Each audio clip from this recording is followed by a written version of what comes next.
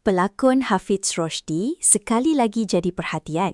Kali ini bukan sebab lakonan, tapi tentang luahan hati seorang ayah. Dalam satu perkongsian di media sosial, Hafiz dakwa dia dihalang daripada bertemu dua orang anaknya oleh bekas isteri, Nurul Syuhada Mat Syukri. Apa yang lebih terasa, dia sebenarnya tak nak lagi bermusuh. Saya tak nak bergaduh, saya cuma nak hak untuk jumpa Humairah dan Umar. Ayat itu ringkas, tapi berat. Menurut Hafiz, konflik antara dia dan bekas isteri tak sepatutnya memberi kesan pada hubungan dia dengan anak-anak. Dia juga mengakui sudah minta maaf atas kesilapan lalu, termasuk hal keuangan, emosi dan tanggungjawab yang mungkin pernah terlepas pandang. Saya dah minta maaf, sekarang terpulang untuk dimaafkan atau tidak. Tapi jangan libatkan anak-anak. Dalam masa sama, dia jelaskan yang dia hanya mahu peluang untuk jalankan peranan sebagai seorang ayah. Katanya lagi, anak-anak tetap perlukan seorang bapa dalam hidup mereka. Apa yang buat ramai tersentuh bila dia minta satu perkara yang nampak kecil, tapi besar maknanya. Dia minta supaya tak dihalang untuk hubungi anak-anak, malah minta nombor telefon terkini anak sulungnya. Luka di hati awak mungkin hanya Tuhan yang boleh sembuhkan.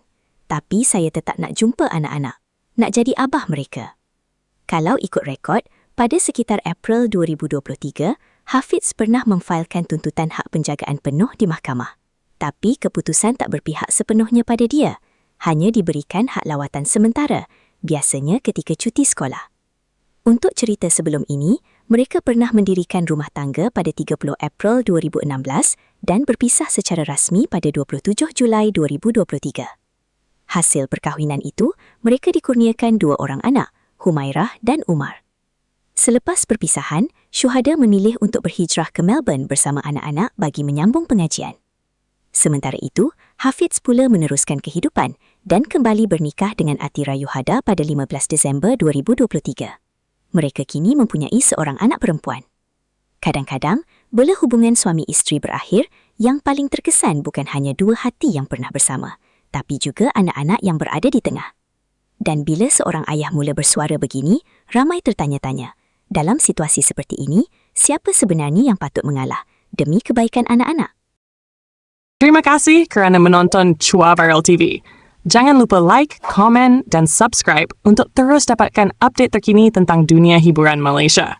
Jumpa lagi di video seterusnya. Stay tuned untuk lebih banyak kisah sensasi.